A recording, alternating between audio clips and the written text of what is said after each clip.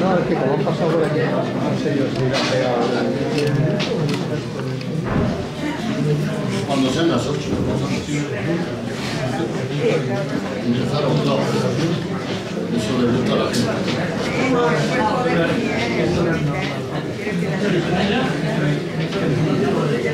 En España esto de minutos antes no puede ser.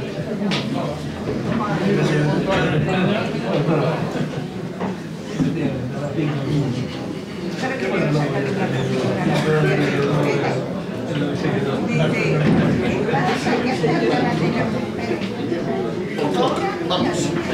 Bien, buenas tardes. Gracias por la asistencia que sigue siendo nutrida y además importante por las caras conocidas y menos conocidas que tenemos a nuestro alrededor. La semana pasada le dije a Jorge, si me mandas un currículum abreviado, te presento. Cuando recibí el currículum abreviado, pensé, soy idiota, ¿para qué necesito yo, al referirme a Jorge, que me mande ningún currículum? Porque me conozco su vida pues casi como la mía. De manera que no voy a utilizar ese currículum. Hace 10 años que le debo esta presentación. Y en este mismo lugar. ¿Te acuerdas? No pudo ser porque yo tuve la triste ocurrencia de que me diera un infarto. Y con lo cual, pues evidentemente no era cuestión de venir a presentar a Jorge, tenía una excusa de suficiente peso como para no comparecer. De manera que hace 10 años que le debo esa presentación y es un placer, pueden imaginar que inmenso para mí, el poderle devolver esa deuda y hacer el pago de la presentación que le debía. Si yo hiciera una presentación convencional de mi querido Jorge, pues diría que es doctor en filosofía, con una tesis sobre el pensamiento político de Tierno Galván, que estudió en una gloriosa facultad de filosofía valenciana en la primera mitad de los años 70. No coincidimos porque yo estuve en esa misma facultad en la segunda mitad de los años 70. Diría pues que Jorge es catedrático de instituto en excedencia y que actualmente es profesor titular de pensamiento político, de historia del pensamiento español en la Facultad de Filosofía de la Universidad de Murcia. Diría, si yo quisiera hacer una presentación convencional, pues que él es experto pues, en pensamiento español, lógicamente, en el pensamiento del exilio, pues en todos los autores que ustedes puedan relacionar con esa trayectoria, como pueden ser pues Unamuno, María Zambrano, todos los protagonistas del exilio de la guerra civil y por supuesto también de Ortega y Gasset, del que nos va a hablar esta noche. Si yo hiciera una presentación convencional, pues diría que Jorge es un brillante conferenciante y que domina perfectamente pues, toda esa gama de autores de la que venimos hablando y también, por supuesto, del autor de esta noche. Pero yo no quiero hacer una presentación convencional de Jorge Novella, porque Jorge y yo, desde hace ya 30 años, somos colegas. Hemos leído mucho juntos, de ahí lo de colegas. Somos compañeros, hemos sido compañeros y somos amigos. Y por lo tanto, la amistad merece que yo le rinda culto esta noche a la hora de hacer la presentación. Esa amistad. De manera que quiero decir, primero que Jorge nació en un lugar para mí querido, que es la Isla Verde de Paco de Lucía, Algeciras. Que Jorge es hijo adoptivo de Águilas. Que Jorge es un hombre del sur. De madre bilbaína, pero él, diríamos, nativo y vinculado al sur de una manera importante. Yo también me siento un hombre del sur, por eso hemos coincidido en tantas cosas, ¿no? Conversando sobre lo divino y lo humano durante muchísimo tiempo, compartiendo momentos profesionales y momentos íntimos también de amistad. Y pues como se pueden imaginar, en esas conversaciones ha salido todo.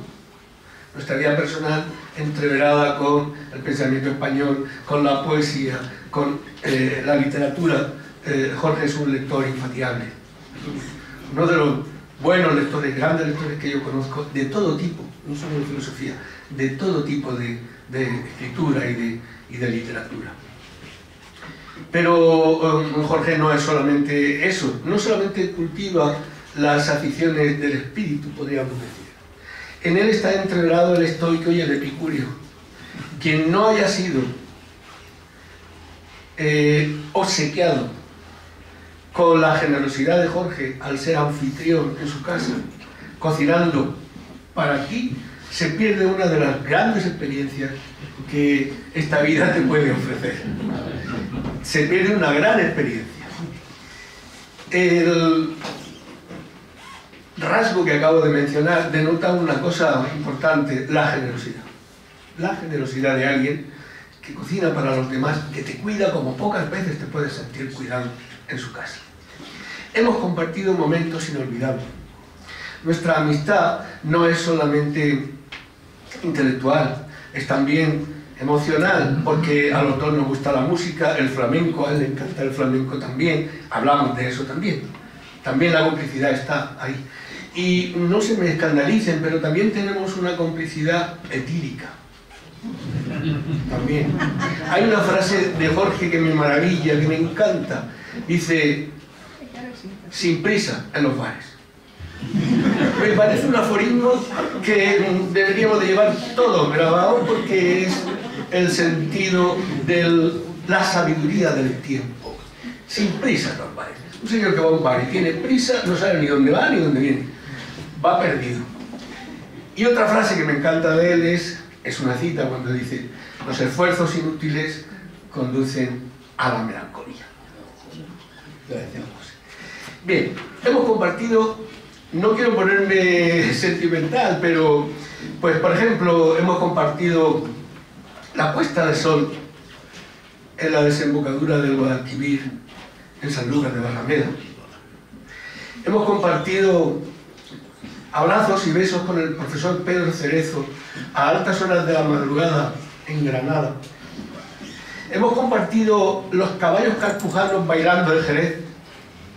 Y hemos compartido la visita a la fundación de María Zambrano en Vélez Málaga, viendo su archivo. Hemos compartido conversaciones con Agustín Vega en el bar Arco de Santiago, en Jerez, cuando nos decía: aquí hay dos tipos de personas, flamencos y artistas. ¿Te acuerdas? Y me miraba a mí porque Jorge le dijo: este es experto en flamenco. Y me miraba con sospecha, con cara de malicia, y me decía: aquí viene todo el mundo a robar. A ver luego lo que escribes tú, decía Agustín bosqueado, ¿no? Bien. Hemos compartido momentos inolvidables que se quedan para siempre grabados, ya no en la memoria, sino en el corazón. Por lo tanto, como digo, nuestra complicidad es muy amplia y yo no podía hacer de Jorge una presentación convencional, porque creo que un currículum académico habla de nuestros logros, pero es importante también cuando a alguien conocemos o lo presentamos, no hablar de lo que ha logrado, sino hablar de lo que es. Y Jorge, como digo, pues es un gran amigo que rinde culto a la amistad, una persona generosa, una persona que, como buen hombre del sur, él se me ha bosqueado un poco porque él lo de Bilbao lo lleva muy dentro y no quiere perderlo, ¿no? Pero como buen hombre del sur cree que el cultivo del espíritu no está en absoluto reñido con el cultivo del cuerpo. He dicho una amistad etílica porque comiendo han caído 2 botellas de manzanilla de Sanlúcar. ¿Verdad? Como Dios manda. Qué bueno.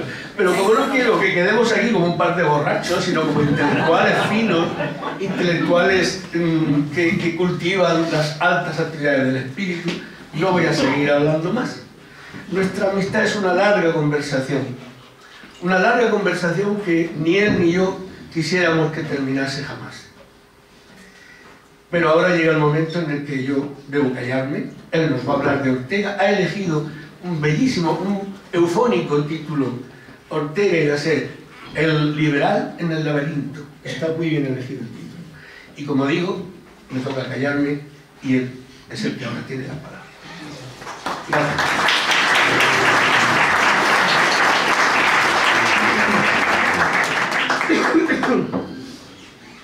Ante lo que acaba de decir Pepe Martínez, solo cabe hacer algo con 3 o 4 personas. Una es el doctor Víctor Pérez Rigar, otra es Pepe Martínez y otra Evo. Y es que nosotros, cuando nos vemos, aunque nos veamos todos los días, nos damos 2 besos porque somos amigos. Esto es la amistad. Me van a permitir que hable desde este atril, primero porque no soy Brad Pitt, ¿no? Y luego por hacer un homenaje a don José Ortega. Don José Ortega tenía un problema de espalda y don José Ortega escribía de pie. Alguna vez en su casa tienen ese atril maravilloso desde el cual él hablaba. Para mí ha sido, se lo decía hace un momento a Juan Manuel Escudero, a Juan Saez y a Pepe Martínez, que digo, he estado dándole vuelta a la charla, porque una charla en la academia sobre Ortega no hay ningún problema. Te pone a hablar de Ortega, del corte que quiera, me da lo mismo, la influencia en Hispanoamérica, Ortega y el exilio, Ortega y la política, Ortega y la filosofía, Ortega, Husserl y Scheller, y hay 8000 cortes. Pero era un reto también, sobre todo por no ofrecer algo manido, sino que ha sido escrito a puño y letra, y ofrecer algo que ha dicho Pepe hablando de mí, que es la cuestión, y es que cuando de aquí nos marchemos, y yo voy a hablarle a ustedes 3/4 de hora, a lo mejor me tomo hasta las 9, no más, es un poco que cuando se vayan de aquí, yo esto lo he planteado para gente que no sepa quién es don José Ortega, o expertos, me da igual. Si no, para eso está luego el tiempo de preguntas, ¿no? Y sin más, voy a hacerles una lectura que espero que sea intensa.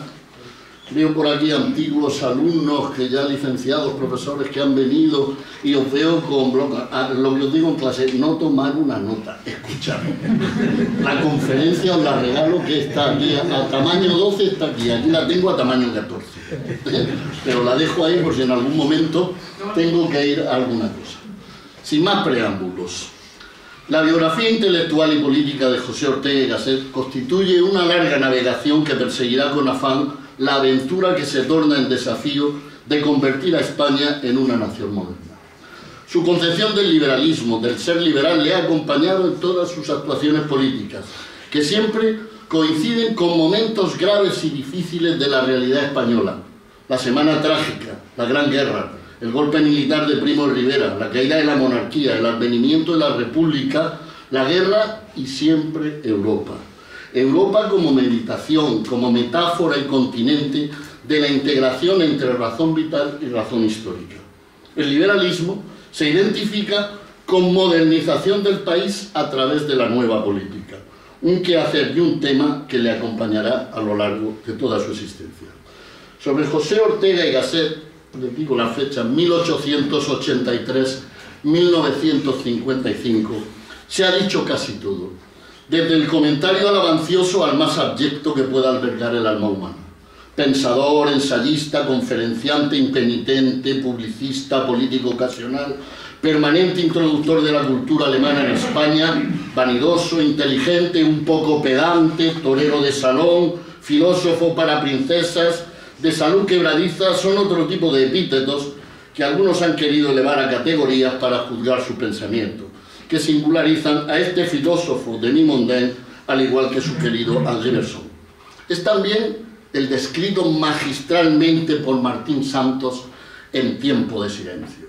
El gran matón de la metafísica, con 80 años de idealismo nuevo a sus espaldas, amante de la vida, retórico, inventor de un nuevo estilo de metáfora, catador de la historia, reverenciado en las universidades alemanas de provincia, oráculo, periodista, ensayista, hablista, el que lo había dicho todo antes de Heidegger. Son daguerrotipos, semblanzas de un hombre versátil, de personalidad poliédrica, polifacético, que con sardónico cinismo se describe a sí mismo y nos dice: yo tengo que ser a la vez profesor de universidad, periodista, literato, político, contertulio de café, torero, hombre de mundo, algo así como párroco y no sé cuántas cosas más. Si esta polipramosine es cosa buena o mala, no es tan fácil de definir. Todo ello es parte de su trayectoria vital. Parafraseando al propio filósofo, no es otra cosa que el resumen de su existencia y la melodía de su destino personal. Entre el deseo de una filosofía sistemática y una expresión fragmentaria. Maestro del ensayo, disfrutamos de ese castellano utilizado con brillantez en la descripción, la fantasía de sus metáforas, donde se aclara el pensamiento más abstruso.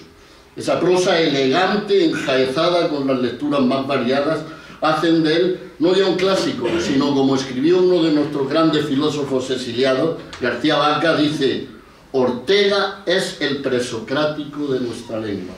A él tenemos que volver, a tal manantial, tanto más que a los presocráticos griegos. De su pluma, la filosofía española adquiere una terminología propia, alejada de barbarismos y demás violentaciones lingüísticas de los amantes del neologismo. Los instrumentos que el joven Ortega tiene para su incorporación a la vida intelectual y política no están al alcance de cualquiera en la España de su tiempo. Proceden de su biografía, los Ortega y los Gasset, un periódico, El Imparcial, que dirige su padre, pero que es de su abuelo, Gasset. Una cátedra, una editorial, Calpe, que comprará junto a Urgoiti, y una revista, la revista Occidente, que fundaría para poder divulgar la filosofía y las ciencias. Herramientas precisas con que darse a conocer e influir en la toma de decisiones para finalmente participar de un modo activo en política a través de las múltiples empresas que desarrolló a lo largo de su vida. Vástago de una familia burguesa ilustrada, conoce muy bien la cultura francesa. Renan, Mallarmé, los simbolistas, Barré, Chateaubriand, Bergson son autores que frecuenta desde su adolescencia y a las que no abandonará nunca. Lo digo esto porque siempre se habla de las fuentes germánicas, famoso libro de Orlinger sobre Ortega. Las influencias francesas están muy presentes, como luego veremos incluso en su ideario político. Es consciente de que la cultura española y especialmente la filosofía es subsidiaria de la cultura francesa. Su temprano viaje a Alemania, a Leipzig, en 1905, le descubrirá un nuevo continente, la ciencia y la filosofía alemana. Un modelo no solo filosófico, sino que representa todo lo que España no tiene y necesita. En sucesivas estancias, especialmente en la Universidad de Marburgo, entra en contacto con el neocantismo, con Paul Nator y Hermann Cohen, que no son solamente grandes catedráticos del neocantismo, sino que son representantes muy conspicuos del SPD, del Partido Socialdemócrata Alemán, que dejarán huella en nuestro filósofo en esta primera fase de su pensamiento. No solo, les digo, en los contenidos teóricos, especialmente en sus empresas políticas. Desde 1910 es catedrático de metafísica en la Universidad Central y se ha casado con Rosa Spoturno.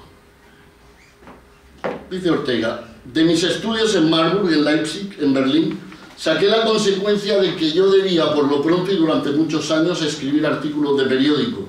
En estas palabras iniciales del prólogo para alemanes del 34, es patente la finalidad de la obra de Ortega y Gasset. La necesidad de poner a España a la altura científica de Alemania. Significa la decisión de aceptar íntegro y sin reserva mi destino como español. Labor periodística que ejercerá a lo largo de toda su vida, que era la moda de la época, como lo hacía Unamuno, como lo hacía Eugeni d'Ors o como lo hacía Ramiro de Maeztu, en diarios nacionales, argentinos y otros rotativos europeos. Divulga ideas, corrientes de pensamiento o descubrimientos científicos destinados a que la cultura española salga de su estancamiento e indigencia. Es su tarea como orientador político, como constructor de una identidad nacional, labor que solo cesará por los efectos y consecuencias de la guerra civil. La tarea de pedagogía política es urgente. España lo necesita. Política, en mi vocabulario, ya se sabe que es liberalismo y revolución, cultura contra materia. Escribe a Unamuno con motivo de la aparición de la revista El Faro en 1908. el problema de España, europeización, españolización. Ortega vuelve de su primera Alemania con las mismas ansias de modernizar a España que Sá del Río medio siglo antes. Él sabe y él va a siempre a atacar y a confrontar con el tradicionalismo. Piensa que el tradicionalismo es el Ortega joven, ¿no? Es el Ortega de 22, 25 años. El tradicionalismo quiere llevar el presente al pasado, y lo que le falta a España es presente y futuro.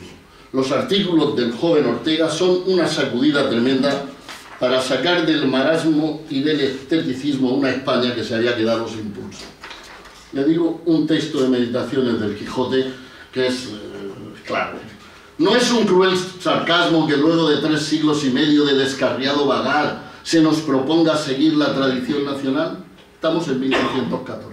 La tradición, la realidad tradicional en España ha consistido precisamente en el aniquilamiento progresivo de la posibilidad de España. No podemos seguir la tradición. Español significa para mí una altísima promesa que solo en casos de extrema rareza ha sido cumplida. No podemos seguir la tradición, todo lo contrario, tenemos que ir contra la tradición más allá de la tradición. De entre los escombros tradicionales nos urge salvar la primaria sustancia de la raza, el módulo hispánico, aquel simple temblor español ante el caos. Lo que suele llamarse España no es eso, sino justamente el fracaso de eso. En un grande y doloroso incendio habríamos de quemar la inerte apariencia tradicional, la España que ha sido, y luego, entre las cenizas bien cribadas, hallaremos como una gema iridiscente la España que pudo ser. Esto es lo que llama Ortega en una famosa conferencia la vieja política. La vieja política es el tradicionalismo, la vieja política es la restauración canovista, y es todo lo que pretende esa generación que es la suya, la del 14, de un proceso de ilustración y de modernización de España. La vieja política está simbolizada por la restauración. ¿Qué le voy a decir? La restauración significa la detención de la vida nacional. La restauración, señores, fue un panorama de fantasmas, y Cánovas el gran empresario de la fantasmagoría. Estos son toda la tradición también que don José Ortega entronca, porque no es ningún adanista, con los regeneracionistas y sobre todo con la figura de Joaquín Costa y la pedagogía social de su maestro Cohen. Alemania representa para él en estos años el ideal a seguir: ciencia, ética y estética. Estas 3 palabras significan la cultura para Ortega. El diagnóstico de la situación de España es elocuente. España entera es una aldea carcomida de lepra política, habitada por espectros de cuyas almas están ausentes. Este Ortega, que ya le pongo un adjetivo al primero, van a ser 3, a liberal, es liberal socialista, como la mayoría de los autores y de sus lecturas se desprende. Este Ortega arrincona el individualismo por ser mitológico y científico. Es el Ortega hasta 1914. Insiste, un Estado que entiende por moral pública la conservación de la pureza sexual entre sus individuos es un Estado visigótico. Si encima de esto no reconoce explícitamente como su ejercicio primordial el fomento de la sabiduría política, será un Estado inmoral. El ideario modernizante, para acabar con los efectos de la vieja política, lo pone en una famosa conferencia en la Sociedad El Sitio de Bilbao en 1910, la pedagogía social como programa político. Ahí el problema de España es un problema educativo, ser capaz de poseer un ideal moderno. Y ahí es donde la famosa cita: regeneración es el deseo, europeización es el medio de satisfacerlo. Verdaderamente se vio claro desde un principio que España era el problema y Europa la solución. Ciencia y moral son precisas en una España que se caracteriza por la ausencia de ciencia, de filosofía, en definitiva de ideales. Para ello es preciso dejar atrás el lamento de las plañideras del 98, que llamaba hazaña, y hay que afrontar la visión señalada en vieja y nueva política. Que nuestra generación se preocupe con toda conciencia, premeditadamente, orgánicamente, del porvenir nacional, partiendo de un sentido deportivo y festival de la vida frente al sentimiento trágico de la vida de Unamuno y del autor de Idearium español Ángel Ganimedes. Después de la Primera Guerra Mundial, Ortega va a cambiar de modelo. España puede ser la salvación de Europa. No más dependencia cultural de Francia y Alemania. Se precisa una filosofía, una ciencia, una cultura propia.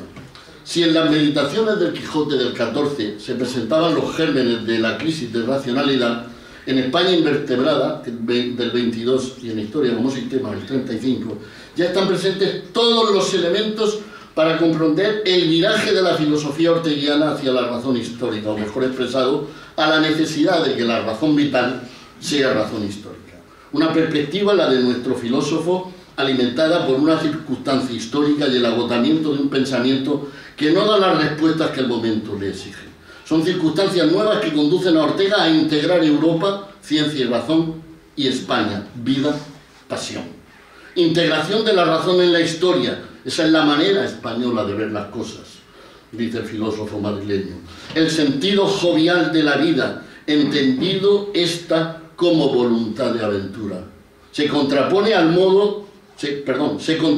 modo lúdico, jovial, deportivo, aventurero de Ortega frente al espíritu trágico, patético, escindido y cristiano de Unamuno. La figura del arquero que él toma como símbolo de la famosa revista Occidente y de la colección no es ni más ni menos que la tensión de su inteligencia, el arco que dispara la flecha para aprender la realidad. Es la representación de él mismo como filósofo. Las filosofías de Ortega y Gasset. Se suele decir que las meditaciones del Quijote son el primer libro filosófico de nuestro autor. Podríamos rastrear hasta Adán en el Paraíso o Verdad y Perspectiva, sobre todo Adán en el Paraíso, que es de 1910. Pero filosóficamente este joven Ortega, no les voy a decir aquí las tres etapas, son hasta 1914, una primera etapa, influido por los neokantianos. Luego hay otra que va hasta el 23, otros llevan hasta el 26 y algunos hasta el 32, en la cual la influencia es de la fenomenología de Husserl, que él nunca la va a abandonar.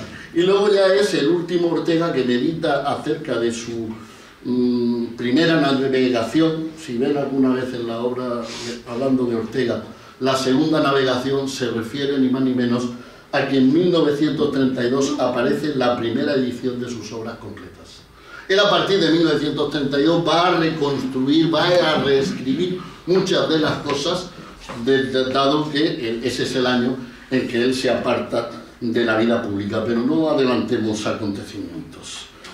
Filosóficamente ha abandonado la prisión kantiana gracias al descubrimiento de la fenomenología husserliana. Dice Ortega, no fue para nosotros una filosofía, fue una buena suerte. Será la fenomenología el instrumento del que se valga Ortega para superar el idealismo-realismo, al primero por considerar las ideas como cosas y que éstas se tengan en adecuar al pensamiento y al realismo por su confianza en lo real. Pero vamos a lo que importa, que muchas veces se ponen y me matan a Ortega y me lo disecan. ¿Cuál es el punto de partida de la filosofía de Ortega? La vida. ¿Qué es la vida? Lo que somos y lo que nos pasa, lo que hacemos. Dice Ortega, con esas metáforas brillantísimas, vivir es torear ceñido. Ese torear ceñido, la metáfora torera, contiene la vida como juego, la vida como riesgo, que es de un cuño nietzscheano, porque Nietzsche es uno de los filósofos que Ortega ha tenido siempre en su cabecera. La vida es riesgo, solamente arriesgando la vida se vive auténticamente, que es la cuestión a que llevamos. Todos hemos oído esta famosa frase, por favor díganla entera: yo soy yo y mi circunstancia, y si no la salvo a ella no me salvo yo. Bene fac loco illi quo natus est, leemos en la Biblia, yo les traduzco en latinajo: haz bien al lugar donde has nacido. Es decir, hay que buscar el sentido de lo que nos rodea. La cultura es concebida como una interpretación o explicación de la vida, y el hombre rinde el máximo de su capacidad cuando adquiere la plena conciencia de sus circunstancias. Por ellas comunica con el universo, dice Ortega, entre signos de admiración. la circunstancia, circunstancia, las cosas mudas que están a nuestro próximo derredor. Circunstancia como el ámbito donde vivimos, es nuestro topos, ese medio en el que se desarrolla nuestra actuación en el mundo. Es a través de la circunstancia como el hombre se relaciona con el mundo y busca el significado y alcance de lo que tiene ante sí. En verdad y perspectiva se define como amigo del mirar, como un filósofo al que le gusta contemplar el espectáculo de la realidad y reivindica el punto de vista individual para mirar y ver el mundo. La realidad la encontramos y abordamos, dice Ortega, en perspectivas individuales. Esto es el perspectivismo o doctrina del punto de vista. Está en un libro de 1923 que se llama El tema de nuestro tiempo. Es la teoría del conocimiento de Ortega. La doctrina de la perspectiva es un componente de la realidad. Aquella perspectiva que pretenda ser la única verdadera será falsa. La perspectiva necesita la complementariedad. Claro que la perspectiva y las circunstancias necesitan la complementariedad. ¿Se imaginan a mí aquí hablando sin público? Necesito a nosotros, necesito al otro.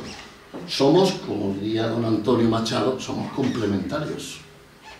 Y esa es la manera de ser el alter ego. La cuestión del otro está muy de moda en la Alemania del tiempo de Ortega, a través de un pensador judío, el profesor Juan Sáez, que hizo sus vecinas sobre él. ¿Dónde estás? Sobre Martin Buber, el yo y el tú. Es un tema que la fenomenología va a desarrollar mucho, Sartre también, el tema del otro que no soy yo, pero aquí Ortega ya nos lo dice. La verdad integral solo se obtiene articulando lo que el prójimo ve con lo que yo veo, y así sucesivamente. Cada individuo es un punto de vista esencial. Cada vida es un punto de vista sobre el universo. La realidad se ofrece en perspectivas individuales. La cuestión es liberar la vida de su sometimiento a la razón pura. Bye bye. Adiós al neocantismo. Hay que dar un paso a una nueva razón. La razón pura tiene que ceder su imperio a la razón vital. Lo dice Ortega. El tema de nuestro tiempo no es otro que someter la razón a la vida. Vida, yo, circunstancia y perspectiva son las categorías fundamentales de la ontología orteguiana. Ontología, tratado de la realidad, de lo que hay. Son palabras raras. Tengo un amigo que dice que cada vez que la oye me duele la cabeza. Solo desde ellos se puede afrontar el estudio de la realidad, teniendo presente que su fundamento radica en el conocimiento de la vida. La filosofía es, pues, meditación de nuestra vida, donde esta es qué hacer, lo que somos y lo que hacemos. La doctrina de la razón vital, también llamada raciovitalismo, razón viviente, doctrina de la razón histórica, quiere incidir en que es imposible entender la vida humana sin la razón, donde razón vital significa vida con razón, incorporación de la razón pura en la razón misma. Por ello, el problema radical de la filosofía es definir la vida sabiendo que es algo que nadie puede hacer por nosotros. Esos dos polos, el hombre y el mundo, me da lo mismo el título que le den, que siempre lo escabullen, ¿no? Sein und Zeit, ser y tiempo, el ser y la nada, me da igual. Pero es el hombre y el mundo y su relación y la vida lo que es la filosofía. Y es la filosofía en una acepción muy griega, muy presocrática del término, es la vida también como aletheia, como verdad en el sentido de desocultamiento, de quitar el velo de las cosas para ver qué es lo que hay oculto, es el descubrimiento del vivir. Significa no dejarse atrapar y encerrar en el concepto. No niega la razón, pero reprime y burla sus pretensiones de soberanía. Ya lo había dicho Ortega en esa metáfora que hoy está, nadie sabe que está en la meditación del Quijote, perdón, mucha gente lo sabe. A veces los árboles nos impiden ver el bosque. Esa metáfora orteguiana brillante. Vida es peculiaridad, cambio, desarrollo, en una palabra, historia. Y cita a Guillermo Deite, el padre de una corriente que es la filosofía de la vida. en una frase que a Ortega le hubiera matado por poderla escribir él, porque es una frase redonda y breve. Dice Guillermo Dilthey: la vida es una misteriosa trama de azar, destino y carácter. La vida está imbricada en la historia. La circunstancia tiene siempre una dimensión histórica, que es donde ese ente histórico, que es el hombre, se define no como una res cogitans, como una cosa pensante, sino como proyecto y drama. Ya vamos avanzando y vamos que la vida también es proyecto y drama.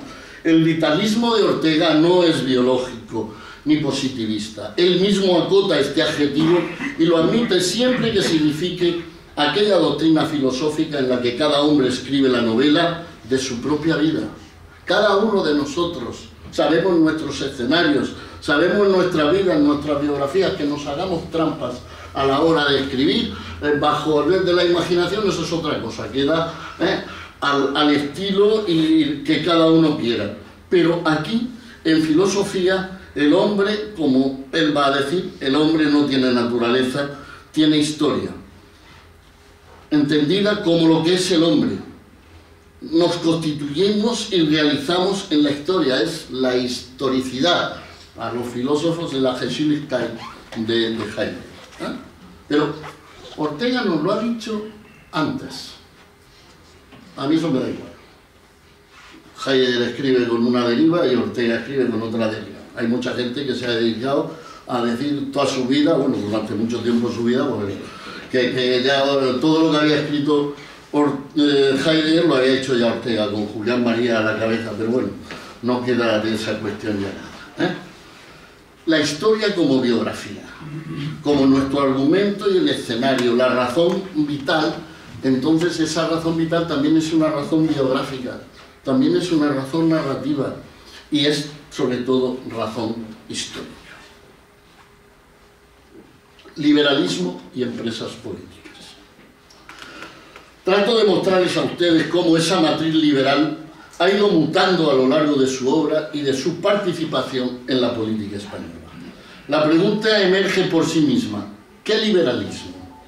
Liberalismo como una idea radical de la vida, como ethos, como carácter, como talante, como forma de vida que se tiene como vocación y destino. Es más un ideario ético que político. Una emoción radical. Hay que predicar el liberalismo, dice Ortega, como un deber moral. Subraya: llamo liberalismo a aquel pensamiento político que antepone la realización del ideal a cuanto exigía la utilidad de una porción humana, sea esta una casta, una clase o una nación. Resulta arriesgado hacer una periodización rígida de la obra de Ortega para ir desentrañando qué concepto de liberalismo opera en estas fases, en esas navegaciones que tanto le gustaban. Aunque se distinguen 3 ciclos a lo largo de su obra, además del periodo de los últimos años tras su vuelta a España, que es lo que él llama el naufragio. El naufragio siempre ha utilizado la metáfora del náufrago y al final él va a ser también el último náufrago. En primer lugar, la que podemos denominar, y que ya se lo he dicho antes, liberal socialista, de 1908 a 1914. Corresponde al Ortega joven que admira el rigor ético y la austeridad de Pablo Iglesias y de los socialistas en su tiempo, pero poco más. En la revista El Faro afirma: luego no es posible hoy otro liberalismo que el liberalismo socialista. Estamos en 1908 y ya el liberalismo señala dónde hay que ir. El Partido Liberal busca y proclama el camino, pero arbolando en todo instante aquella exigencia última categórica que da una dirección y un oriente a sus pasos. Los socialistas eran muy reacios y desconfiados de los intelectuales. Estamos en 1910. Siempre lo fueron, incluso de los propios. Y si no, pregúntenle retóricamente a don Fernando de los Ríos o a Julián Besteiro como muestra. El influjo de las ideas de Nato Ricoen sobre pedagogía social y el socialismo revisionista de Edward Bernstein, que lo consideraban una continuación de la Ilustración y el liberalismo, están presentes en esa época de Ortega.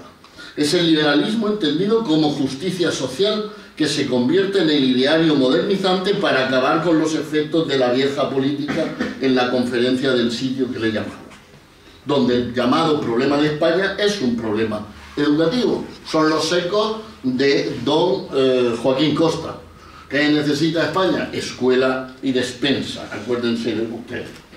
Para llevarlos a cabo se precisa de un Estado capaz de conducir las reformas económicas para combatir la desigualdad social y alcanzar ese ideal de justicia.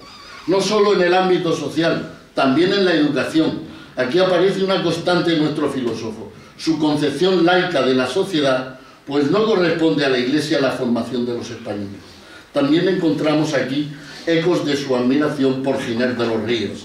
Para ello se precisa un Estado fuerte y educador, activo y beligerante, baluarte de las libertades civiles y los nuevos derechos sociales. No es el liberalismo manchesteriano de la época. Quinto, del liberalismo doctrinario, moderado, al liberalismo conservador, que serán los dos últimos descriptores del liberalismo de Ortega. Liberalismo socialista, liberalismo moderado, al liberalismo conservador. Después de la Gran Guerra, como les he dicho antes, Ortega cambia de modelo y de espejo en el que proyectar sus empresas políticas. España puede ser la salvación de Europa, y es en la vida española donde hay que encontrarla. Inicia lo que se conoce como el proyecto de nacionalización de la política, superando los particularismos y secesionismos y vinculándola a la función directiva de las minorías intelectuales. Se lo leo otra vez porque vamos a entrar en un terreno donde la actualidad de Ortega, ¿qué les voy a decir a ustedes? Por eso es un clásico y por eso me alegro de estar esta noche con todos ustedes aquí reflexionando en común. Inicia su proyecto de nacionalización de la política, superando los particularismos y secesionismos y vinculándola a la función directiva de las minorías intelectuales. La meditación sobre el hombre ya lo ha dejado claro en lo que hemos visto ahora. Este periodo es lo que se llama subliberalismo doctrinal. El doctrinarismo hace radicar en la inteligencia humana el principio de la soberanía. Es el que ha llevado el moderantismo español y el que a Ortega le ha gustado desde siempre, porque era el modelo que llevaban para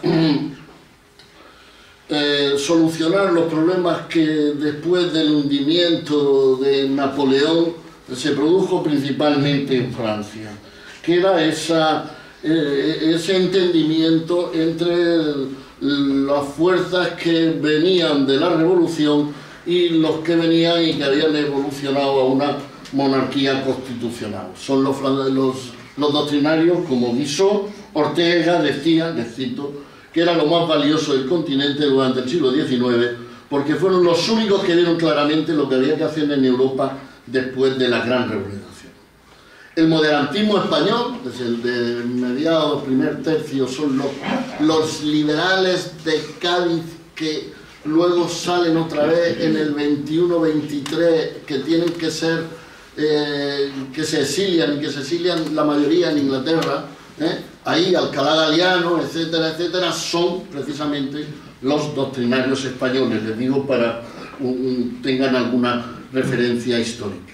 El moderantismo español tendrá así entre sus referencias al doctrinarismo francés junto con el conservadurismo británico.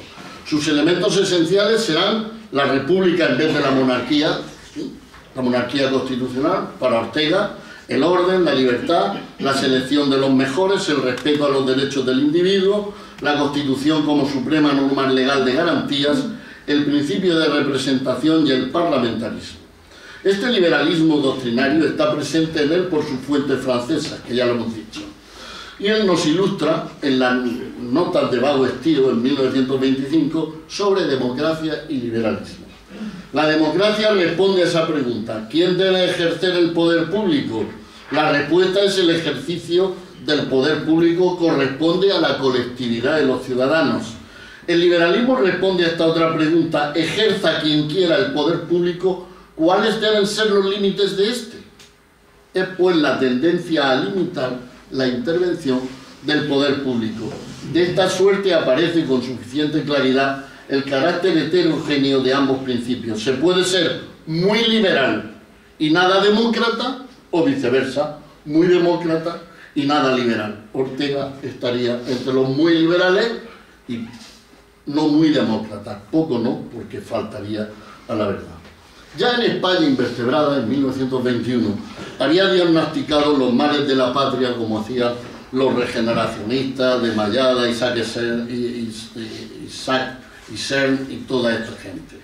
Desorganización, carencia de cerebro, exclusividad del corazón, pasión, populismo, la masa dirigida. Un afán de excelencia es lo que a su juicio precisa España. La misión de las masas no es otra que seguir a los mejores en vez de pretender suplantarlos. Y esto en todo orden y porción de la vida. En España ha llegado a triunfar en absoluto el más chabacano aburguesamiento. Lo mismo en las clases elevadas que en las ínfimas rigen indiscutidas e indiscutibles normas de una atroz trivialidad, de un devastador filisteísmo. La gran desdicha de la historia española ha sido la carencia de minorías egregias y el imperio imperturbado de las masas. Esto es lo que se conoce también como el Ortega orientador de la nación, que desemboca en la rebelión de las masas. La rebelión de las masas, medio minuto, sin minuto, entramos y al final se lo explico. La rebelión de las masas es un libro que sale en folletones en 28 y luego se edita en 1929 y sale como libro.